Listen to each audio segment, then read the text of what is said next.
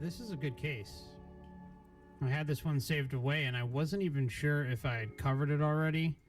And I think there is a chance. Let me just pop this up as a timestamp divider. I think that I did a clip of her. We're going to be going over Karen Thomas's NDE. It's quite an array of stuff. So it covers a lot of data points compacted into one case. So I think you guys are really going to enjoy this one. I highly recommend sticking around for it. And so let's get into it. I'm not going to do too much of an intro on it, but an interesting thing she said, as you can see in the thumbnail, is, I don't know who it is, but it's not Jesus. She doesn't say it like that, but it's interesting. And of course, she had preconceived notions about what to expect, and given her background, and so that is what dictated her near-death experience, which obviously you'll see. So, all right, just bear with me one moment here while I get this set up. Okay. I had it up. Now I lost my place. Okay. All right. So I did have to skip like the first 20 seconds, which was mostly music. But basically the first few words you may miss are she's talking about her childhood. So that's all you're going to miss. When I was only 7, my father and my mother and I were out in a boat, a fishing boat, and my father had a heart attack and passed away. That was a very traumatic experience for me as a young child. I had prayed that he would live, and he didn't, and so I was always, it seems like, seeking God and seeking to find out why, when I prayed, my father hadn't lived, why my life had changed so radically after I lost him. So that was an important part of my childhood. And it also was still going on after I married and had 2 children. I had become a physical therapist. My husband and I had moved from upstate New York, where we both had grown up in a small town, and we went to Alaska. And so when I had my near-death experience, I was going through a big change of faith, I guess you could say. We had started going to a new church. I had been seeking to feel as though I really would be able to go to heaven someday. And I had thought of myself as being a born-again Christian. I was introduced to the concept of baptism in the Holy Spirit as a sign of someone who was going to be accepted and go on to heaven, that it was a validation. But at the same time, I was injured at my job as a physical therapist. So as you can see, she has, like we were talking about in the beginning, preconceived notions already about what's going on, what to expect. Was injured at my job as a physical therapist.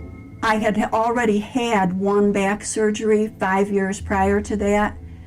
And so it was a situation where I may have to no longer be able to work as a physical therapist if I had to have a spinal fusion done. And the doctors couldn't tell me for certain whether that was going to be the case or not.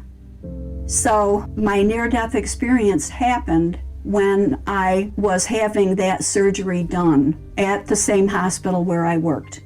My husband and my 2 children, who were 9 and 6 at the time, had come to the hospital with me and had been sent to a waiting room while I was taken into surgery.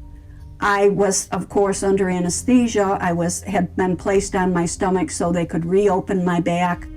But while I was under anesthesia, suddenly my consciousness was out of my body and was up in a corner of the operating room.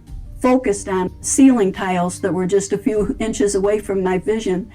But noise in the operating room of the surgeon swearing at a nurse and sending the nurse to get blood transfusion, and the ruckus of what was going on in there drew my attention back in time to see my body being turned from on my face to being face up, and realizing that that was me, and that therefore, since I was seeing my body but not in my body, that I must be dead. So in alarm, my first thoughts were, I have to get to my husband and to my kids. Somehow I have to be able to communicate to them that the essence of me is okay. I'm all right. Yes, I'm dead, but I'm okay. But they aren't going to be. I need to get to them. So as I'm thinking these thoughts, although I felt kind of calm and removed from my physical body, I was, because of my concern, wanting to get to my husband and to my kids, and my consciousness began drifting literally through the wall of the OR, retracing the steps that my stretcher had brought me to the OR, and out into the hallway, and got to an open door of an elevator, and a telepathic voice said to me, "Pay attention to this man." And so my attention was drawn to a man in regular street clothes who was rushing back in the direction that I had just come from. And as I looked at him, I'm a nearsighted person who can't see without my glasses, but not only could I see him very clearly, but I actually was able to zoom in and see, oh, this is what his hair color is, this is what his eye color is, these are the clothes he's wearing, this is everything kind of magnified about him. And also to be able to hear his thoughts. And I heard his thoughts that he needed to get in there fast. And as he is thinking this, I also picked up the thoughts of another man who was down near the OR entrance, who was looking at this man and was thinking, what does this guy think he's doing? He can't go into the operating room area. He's not allowed. Yet, as I watched the intake that was going on there, the man I was supposed to pay attention to paused for a bit, and then electronic doors, double doors opened, and then he rushed on through. And as soon as that took place, my mind was back into thinking about the waiting room and trying to get to my husband and kids.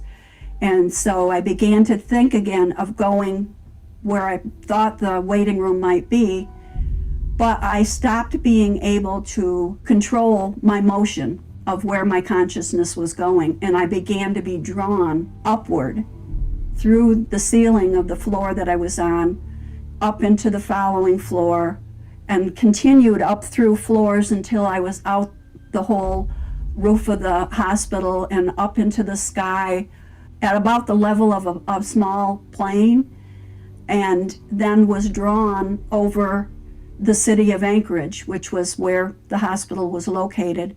And as I'm going over the city of Anchorage and not feeling any resistance to any of my movement, but I'm going faster and faster, I reached the water's edge, and a dark tunnel, cave-like opening opened up, and I was drawn into it. And once I was inside, I began moving extremely fast. Okay, so an interesting part is where she feels the need to let her husband know what's going on. And she's like, the case kind of has a little bit of a similarity, not necessarily the same, but the one case that really always blows me away is the man who got struck by lightning, and we laugh all the time about how there just happened to be a lightning strike expert right nearby. He got struck by lightning when he was using a payphone, and he kind of like was just hovering around the area doing his own thing. And then it was like up the stairs a little bit, there was this orb, right? So I don't know, like it's like you see this sometimes in NDEs, especially in the hospital, where they'll go through the walls or try to find the waiting room, try to find where their husband or wife or children may be waiting for them. And of course, the family can't hear them. But yeah, I don't know. It's just interesting to hear.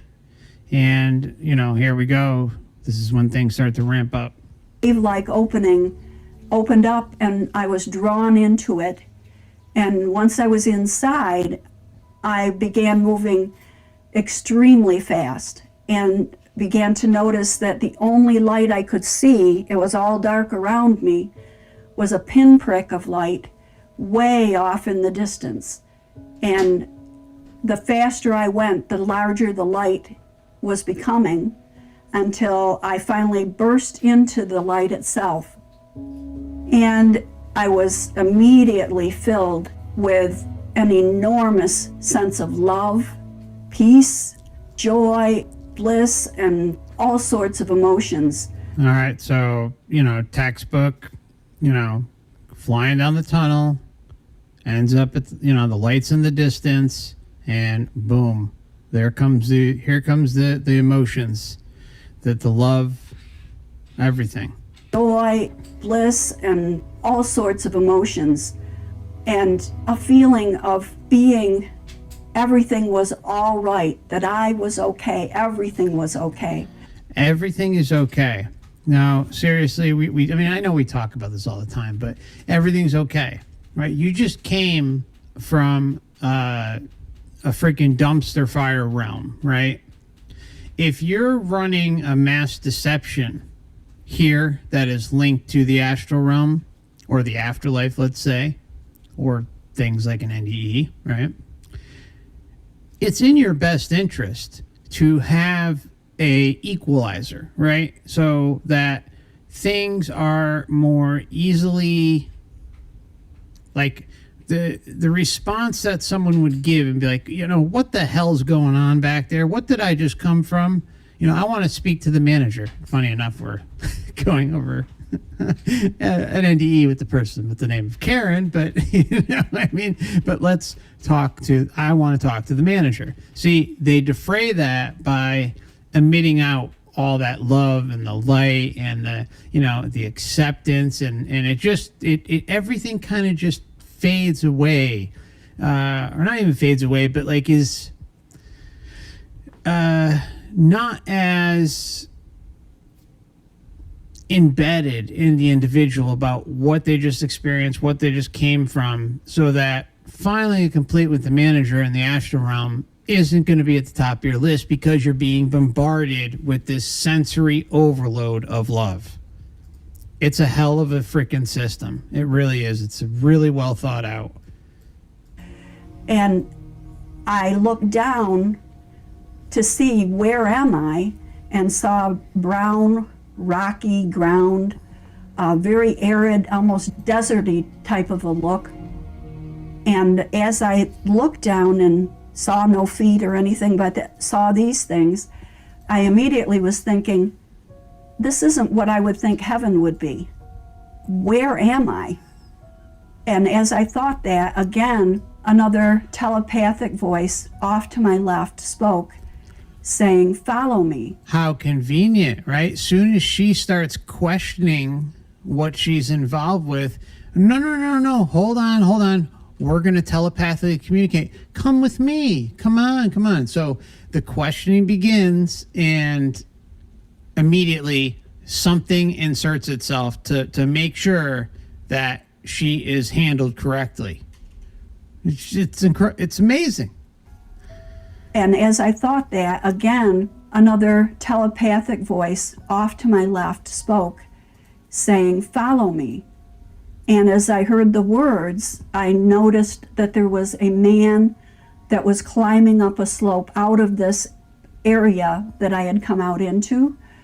And as I looked at him, I immediately was like right behind him, watching and also going up this slope. So I looked at him carefully, his back, and I noticed that his hair was almost black and had been pulled back and tied with a piece of leather. Clothing-wise, he had just an off-white rough garment with again a simple leather belt around the waist, and it came down about thigh length, mid-thigh length. On his legs and feet were sandals, and the sandals had ties that crisscrossed up his calves and tied under his knees. And you smell that? Smells like a little Jesus-like. Crossed up his calves and tied under his knees.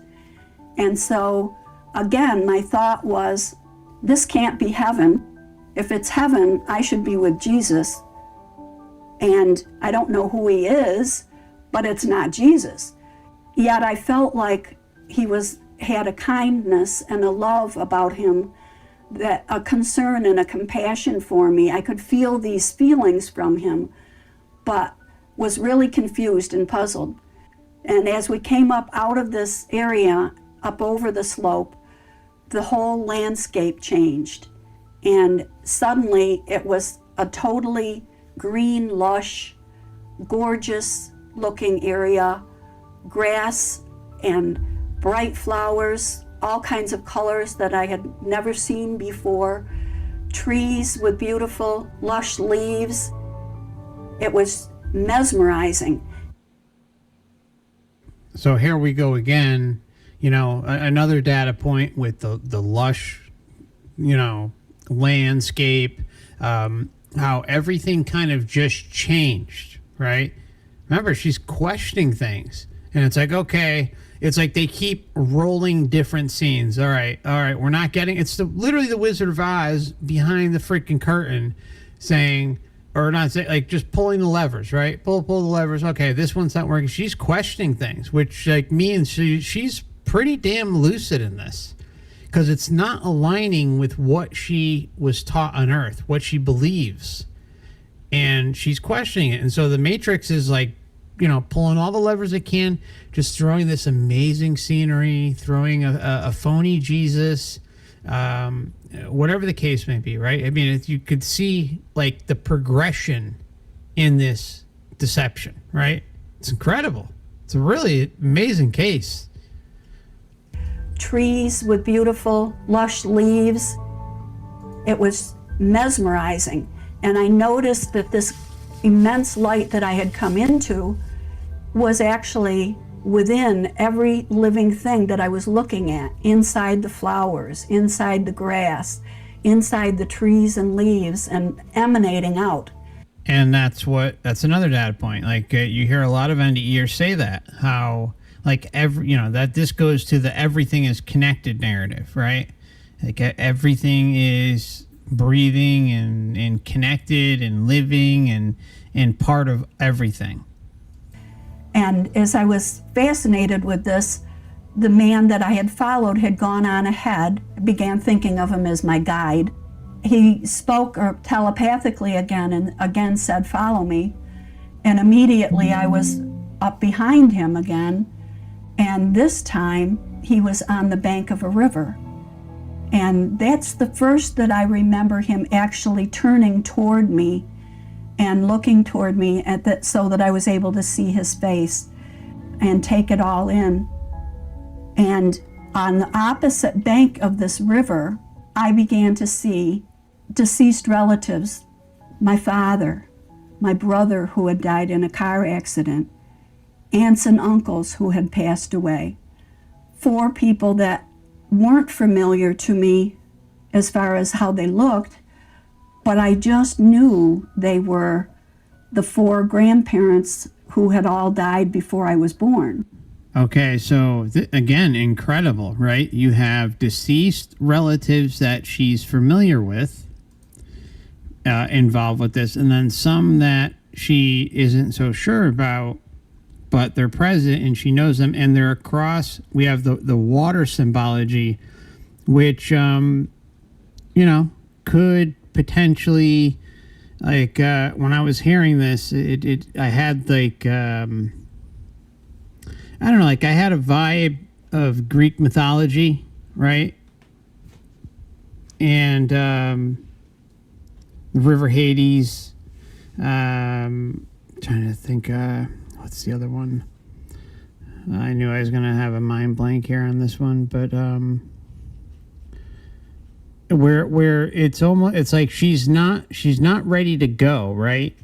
But the classic would be like, oh, she dies and she goes across the river, but the family is there, right? So it's almost like, hey, these are the deceased loved ones, and it's like she reached almost a certain point where she's ready to go, or the Matrix is ready to let it continue. But that was not in the cards whatsoever from the beginning, and you're going to see how that plays itself out. But interesting to see the connection with Greek quote unquote mythology.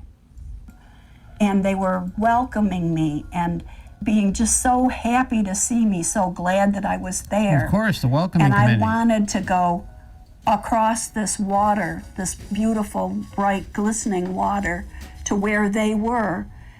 But my guide said, no, you can't go now. No. We have somewhere else we have to go first.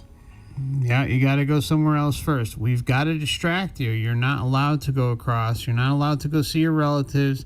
Nope. We've got another plan for you, and it involves getting your ass back to Earth.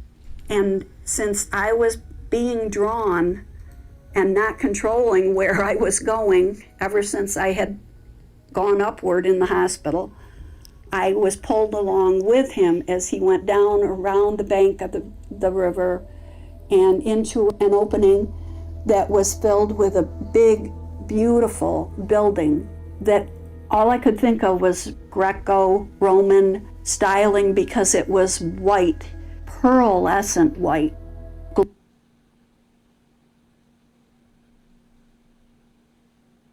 Incredible, right? She's seeing even the Greco-Roman architecture. She's got a Greek mythology story, a very, very typical story being played out just before this. Then she's getting the Greco-Roman style architecture on top of it, which again, all this stuff goes to something I refer to as the continuity of familiarity, right? It's things that are familiar to us that stand out, so they comfort us, make us feel better, so that we're more easily deceived when we cross over. And it's just incredible. I mean, this is just another data point. Like, it's just chock full with them. Glowing from inside like everything else was. And I also saw other spiritual people there. And they were going up this long line of stairs that went up to where columns were beside the doorway, and others that were down in the open area around the building. My guide went on ahead up to the entrance doors and said to me, "Follow me." And so I followed him into the building itself. And so remember, they're saying, "Follow me." Keep consenting, keep going along with the show. Not like she wasn't going to, but they're asking. And so I followed him into the building itself. And as we went in, it appeared as though it were an enormous library. It had a very long open area that was filled with tables, and on either side, up as high as you could see, on either side were all kinds of books and old scrolls. My guide communicated to me, this is where the books of life are stored, but we are going to another area. Follow me. And we went through this entire area and into a hallway area toward the back, and then into a room in which a whole group of spiritual beings were around what you would almost think of like a conference table. And so my guide spoke again, and said, "We're going to look at your life and everything that has happened up until this time." And as he said it, it was as though a hologram appeared in the center of this conference table. And prior to that coming up, it had looked actually clear and almost like a glass-bottom boat rather than a table. But once that came up, it began showing everything that had happened throughout my life. And I began feeling as though I was reliving it all over again. Not just my own feelings and experience of it, but also being able to feel the person that I was interacting with and feel as though I were that other person. So, textbook life review scenario here. Very interesting, right? It's but it's different. Like, she's looking through the bottom of a glass boat. I find it fascinating that those are the terms she uses. Now, one of the common things we see in NDEs is individuals being kind of jockeyed to look down, and that's usually in relation to them coming back here, right? So, I mean, she obviously comes back here. You'll see how it plays out, but I find it interesting. Like, it's like she's saying it in this term, and then it's just a little different than others. And then we even hear an open admission of a hologram, right? Which could easily be a deception, right? I mean, it's all spelled out. She's just, it seems like she was having questions not every step of the way, but at least a few steps of the way. And so the Matrix was adjusting accordingly, and it kind of went into some similar programming that resembles pretty much everything we see all the time, but with a little twist. Again, the Wizard of Oz, the man behind the curtain. In places where I had misunderstood or been unkind to someone else, I felt the anger or the hurt that they were feeling, and I saw the ripple effect that it had when they went out and then carried those feelings and turned them into actions that were negative against other people. And on the contrary side, when I had said and done things that were kind, I was feeling how important that was and how good that was when I was feeling being the other person. And again saw the ripple effect that came out from them being able to take that same kind treatment and pass it on to other people. So it was an amazing experience, and I felt bad for things that I felt I could have done better, but all of the spiritual people who were there only radiated love and understanding to me and no sense of judgment whatever. I remember I felt I could have done things better. See, this is where the problem comes in. I felt like I could have done things better, but if she's to do things better and didn't, even though they're not quote unquote judging her, even though they are, even though there's like a clear system in play that is literally based on judgment and shaming, and it's to the extent of putting someone inside the experience of the individual that they offended. And you know what? It would be different if this realm didn't involve being memory wiped, didn't involve coming here lifetime after lifetime, not knowing where you came from, where you're going, or why you were here, right? It would be different if those things, if the memory wipe wasn't on the table with all this. But it is. It's a fact. It's happening. And so if she didn't do good, if she didn't achieve whatever you're supposed to do, or didn't treat whoever the best, does that mean that she's doomed to keep reincarnating here to do better next time? And the answer is seemingly yes. That's what seems to be happening. We're all coming here lifetime after lifetime, going through this experience and being memory wiped every time and not knowing what we need to work on. if reincarnation was designed to have us work and right our wrongs, that would be different. But that's not what's happening. Clearly, that's not what's happening because nobody freaking knows. Nobody knows. But yet the data shows us that that's exactly what's being presented to us. So if that's what the data is saying, overwhelmingly saying that, yes, we need to come here lifetime after lifetime and continue to work on ourselves and evolve and ascend and right our wrongs and fix our karma and blah, blah, blah. Well, if you come to a place and you have no clue what the hell's going on and what you need to work on, then how can you fix it? How can you fix it? See, the facts of what's being presented, the data points, don't align with any sort of common sense. There's absolutely no excuse for anyone to be memory wiped when they come here if everything is based around karma and judgment and sinning, even though there's, as she says, no judgment, which time after time after time after time, we hear this from NDEers, but that's exactly what's happening.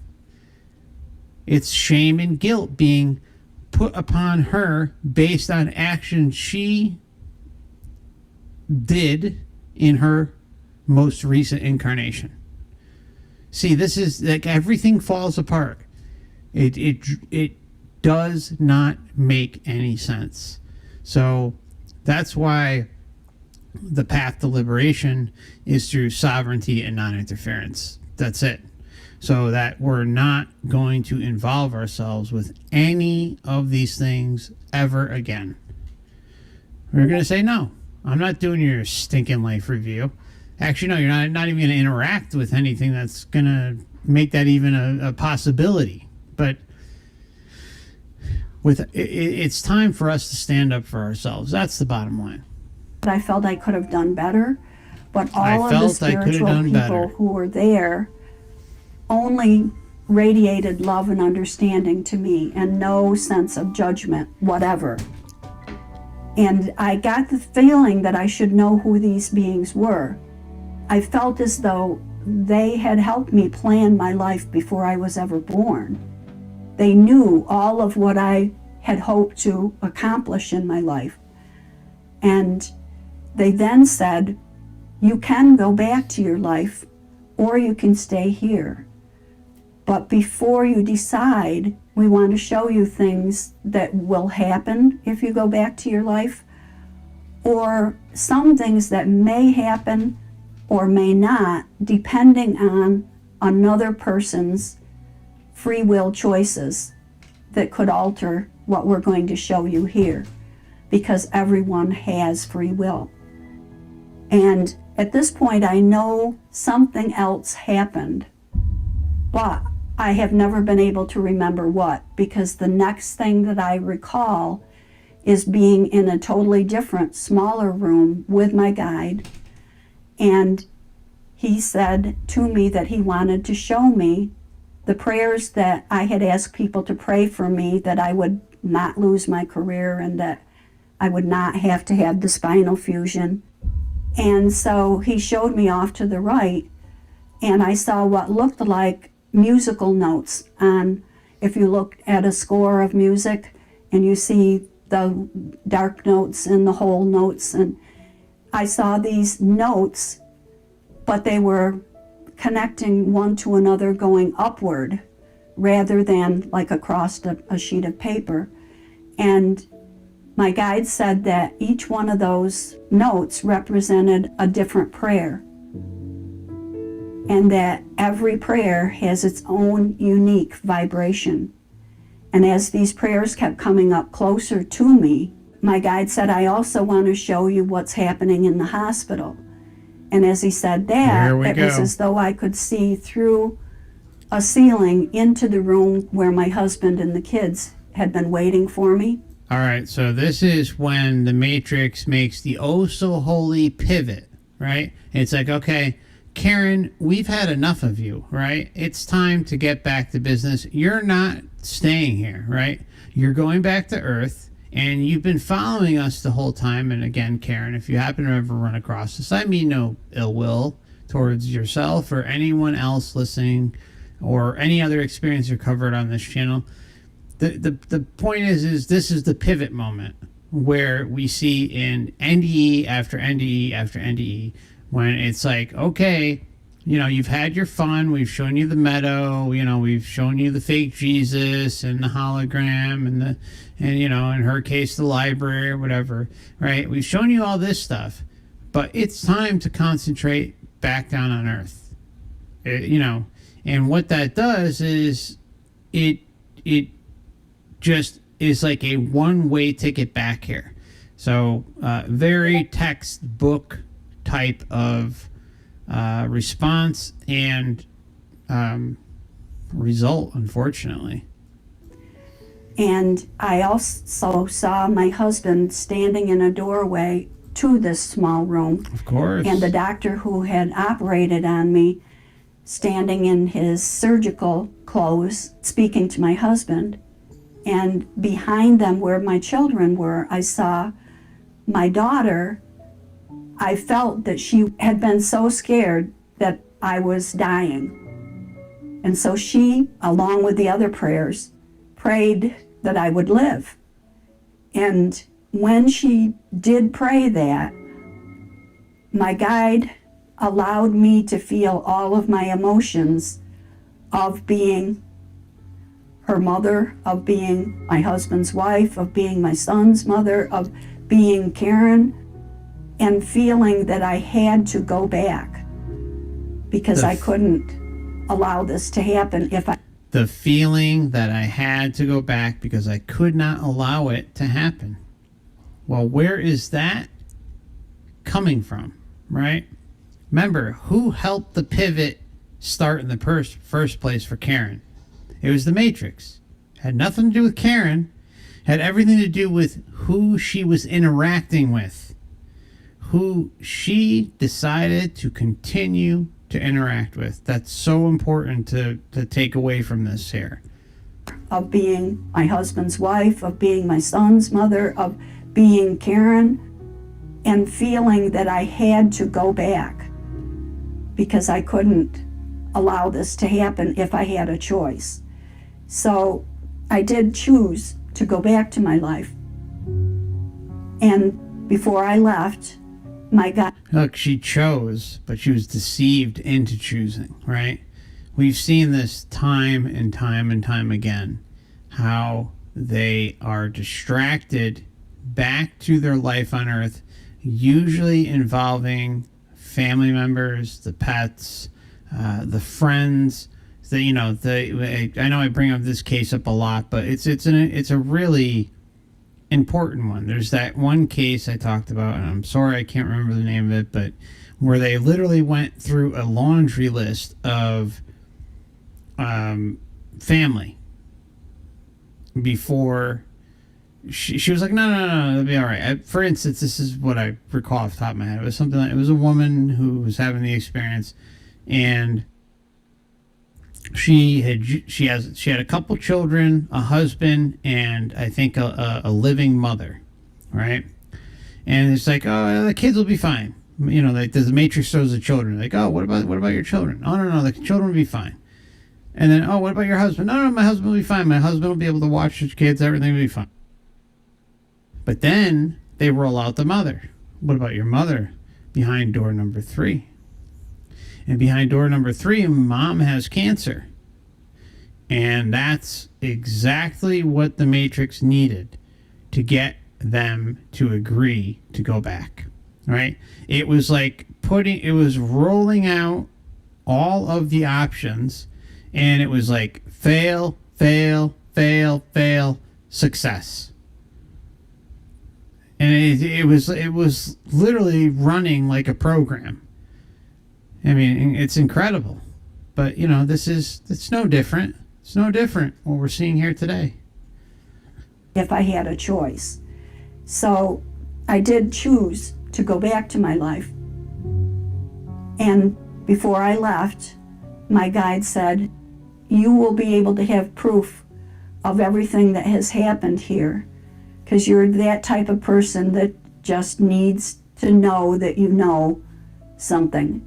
But you're not going to be able to remember anything about your future that we showed you, because that would take away your capacity for your own free will. You would be not able to choose except for what you thought was supposed to happen. So that was the last thing I was aware of until I was waking up in a recovery room and my husband and the kids were by my stretcher. And the thing that's very strange to explain to anyone is I felt as though I was operating with two different consciousness. One was my physical body's consciousness, and my brain was very much still under the effects of anesthesia. My physical body consciousness was trying to figure out what in the world had happened to me. I was looking down at a very bloated stomach, and I thought to myself, and I think even said to my husband, did I just have a baby? I could not remember that I had been there to have a back surgery. That's how befuddled my brain consciousness was. But at the same time, my spiritual consciousness that had just been through this near-death experience was recalling everything in complete and sharp relief, and in addition was filled with the same love and peace and bliss that I had experienced all during my near-death experience. I was filled with it as though I was in a protective bubble. And I just knew the truth of everything that I was remembering had just happened. So I was hospitalized first in ICU and then in another room, and I was in that hospital for 12 days. And during that time, a man came in, a doctor, to check on me, and as soon as I saw him, I realized that he was the man that in my NDE I had been told to pay close attention to. That's right. Pay close attention to the healer back down on earth so that your body's revived and that you go back. See the diversion? She is all of a sudden saying, oh yeah, I remember that. This is the one they told me to pay attention to. It's nuts. I mean, how more blatant could it be? Had been told to pay close attention to. He was the man that I saw that said, I've got to get in there fast. So after I was released from the hospital and had to go for a follow-up visit with this doctor to get staples removed from my abdomen, I had made up my mind that I was going to find out about what I had seen during my near-death experience and get him to respond to me. So at the appointment, I told him what I had seen when I had my experience and told him about how he was dressed and what he looked like and what happened, and asked him, is that what happened? And he responded back to me, how could you know that? And told me that he had been in his office seeing patients and had been paged to the hospital to try to save someone who had had a major artery cut and was bleeding, had bled out on the operating room table. And that, yes, that was how he was dressed. Yes, that was why I had seen him dressed like he was. So that is my experience, and that was my proof that I needed.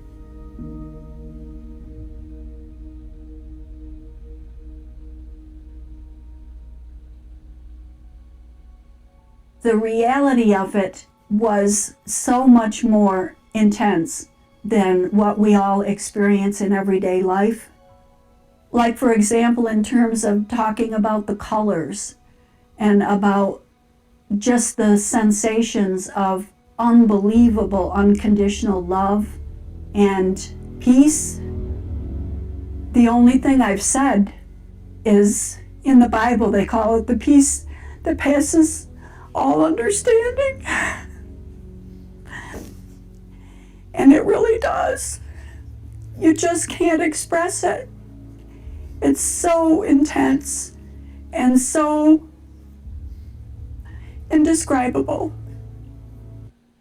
It's so intense and so indescribable. We see this with NDEers where they just break down during certain moments of what they're talking about in their experience, right? Very common. It's like they're and they say this themselves. It's like they're reliving that specific moment or whatever part of the experience that they're talking about. They're reliving it in that moment when they're being interviewed, right? So just look at her face, right? This is the face of how, I mean, let's just call it what it is. This is the face of how powerful this experience is, right? This is what we're dealing with, right? The gloves are off. The gloves are off.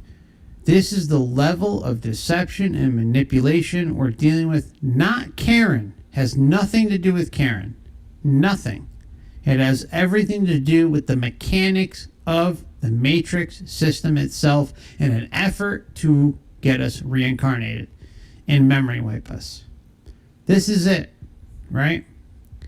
I don't fault Karen. I don't fault any NDEer or any experiencer out there who has gone through this. I have much love and compassion for each and every one of them. At the same time, there just has to be a common sense approach as to what's happening here versus what's being represented in the astral, right? In the afterlife. That's the bottom line. And, some can say, oh, well, you're not meant to know everything. Well, you know what? I am meant to know everything. I am meant to know what the hell is going on here, where I am, what I'm involved with. And should I be making rash decisions like going to the light?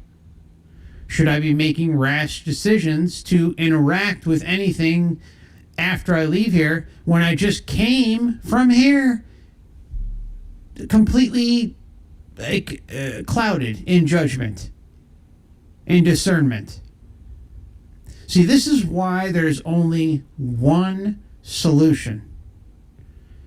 I'm no guru, right? But the solution seems very, very evident for each of us, or at least those who see kind of what's going on here, right?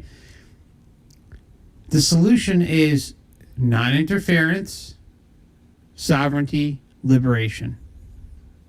The creating of our own realm, basically isolating ourselves, not fully for the rest of eternity. Because I know some people are like, oh, well, Steve, what do you say? I don't want to be stuck in my own realm all alone for eternity. No, I never have said that. But for some reason, that narrative is just put out there. I mean, or at least perceived. And, I understand. Like, people come across these videos at different times, right? But I've never once said that we should all just be quarantined for the rest of eternity into our own realm, and do absolutely nothing. Hell no. That's not realistic, right? It only makes sense that we're going to want to eventually go exploring again, go interact again. But that doesn't mean that we have to interact within this bonkers clown world realm. See? And if we're all wrong, if we're all sitting here saying, oh, the light is right and justice and right and just and blah, blah, blah, then you know what? We'll find out.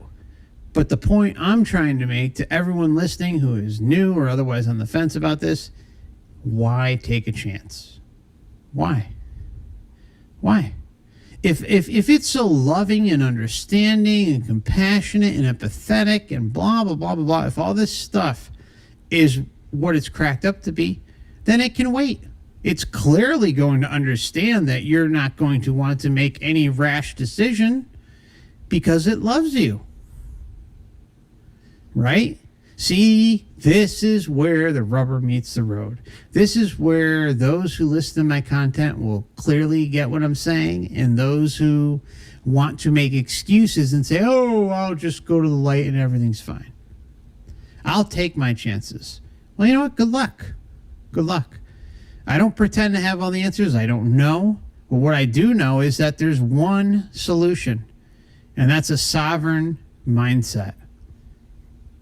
That's it. That's it. There's no other solution. Because it seems that anything outside of this can be easily manipulated. And we see this time and time and time again in all of these experiencer cases. It's the same thing over and over and over again. So it's up to us to break that cycle as an individual and do what we need to do for us. Okay? That's it. That's it. There's one answer. Non-interference, sovereignty, liberation. Nothing more, nothing less. And if we're all wrong, well, we can get together and sing Kumbaya later at the light. Okay? Okay? But I try to describe, but also when I tell about my near-death experience, in many ways, I'm re-experiencing it again each time I tell it. So therefore, some of the emotion and some of the feelings at a lower level kind of flow in, whether I like it or not, because I'm just reliving it. A lot of us who've had near-death experiences call it's like a homesickness, in terms of that is home. What I experienced there is home. And at a level that is beyond what we think of when we think of home here in this life. And so, yeah, many people do go through a period of time of deep homesickness and wanting to be back there. So it can be challenging. You know what that's called? You know what the look, let's just call it what it is. We've all been drug addicts for the light. Okay? When you hear the description from these experiencers over and over and over again, right? What do you hear? It's like a drug addict seeking their next fix. Like, and it makes sense. I mean, I look at my journey and how I was seeking and seeking and seeking and seeking and then went down the, the new age path and stuff like that. It becomes clear that yes, we want love, right? I mean, it's common sense too, right? You want love, you want acceptance, you want compassion, you want empathy, you want all those things. But it's like there's something missing. And we're all like little drug addicts running around trying to find the answer. But we've been memory wiped. Okay? That's the difference. And then when it happens, either at death, at the time of death, or through something like an NDE or some other experience that has the love bomb type qualities, we've rediscovered it. Or they've rediscovered it, like the experience here we're talking about tonight with Karen, right? That has been rediscovered. Whether experienced or not, it's something that we're seeking for. And then you can even go a step further and look at the programming of the human body, right? A child wants to be loved. A child needs to be loved and accepted and taken care of and nurtured, right? By the mother, by the father, by the family, by the friends, whoever, right? The grandparents. That is necessary. So it really, I mean, just looking at the flow of ourselves as adults, but also like how everything works out is in childhood or infants, as we're infants, and our reliance upon adults to take care of us and love us and care for us. It goes deep. This whole thing goes really deep. And it's all based upon our re-entry into the light to feed our addiction. It's a straight path right back into the same process. Rinse and repeat, memory wipe. Rinse and repeat, memory wipe. And on and on and on. Okay, I want to give a big thank you to AA for your very kind super sticker. Thank you so much. I appreciate you. It's good to see you. Hope you're doing well. Also wanted to give a big thank you to Bone Man again for so graciously donating 20 memberships today. That was very kind of you. Thank you. And then Lawrence sent a message, member 11 months. Appreciate you, Lawrence. Always good to see you. Says, when it love bombed me several years ago during an OBE, I was impressed. But it wasn't life-changing. I got over it rather quickly and moved on. Yeah, interesting. Yeah, the NDE part of things seems to be a lot more powerful. I'd love to hear more, Lawrence. Feel free to drop it in the chat. Curious, like, what led up to it and what was experienced. I mean, I talked about, I think, a stream or two back, like, with the Buddhist retreat I was on. I mean, it was like, I was on cloud 9 love bomb high for probably close to 10 days, almost 2 weeks, somewhere around there. And it was crazy. But that was, and I was doing a lot of Zen meditation and stuff like that. But, and then I had the opposite experience a few months later, where it was dark as shit. I mean, so that was like, whoa. It's like, whoa, I experienced, both ends of the spectrum, and they were very, very different. And so, I don't know, I'd love to hear more, Lawrence. Feel free to share it in the chat. And I don't have something. Many people do go through a period of time of deep homesickness and wanting to be back there. So it can be challenging. And I don't have some of the psychic abilities that some people who have had near-death experiences have, but I do have strong intuition that I trust. And I also do communicate with spiritual guides, including the one that was within my near-death experience, through meditation.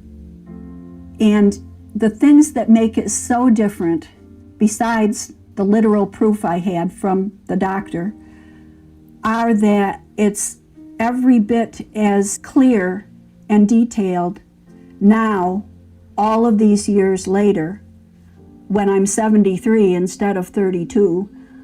And that just simply isn't certainly not how hallucinations are, and certainly not even like most memories. I haven't been in that hospital in all the years since. And if I were to go back there today, I would not remember how to get to the physical therapy department that I worked in. But everything else of the details of my experience, I remember so well, so very vividly. And also, this type of reality, the reality of my near-death experience, is not like a normal memory or a hallucination, in that it has changed my entire life. It has made what I believe and how I live my life entirely different than what it was before the experience happened to me.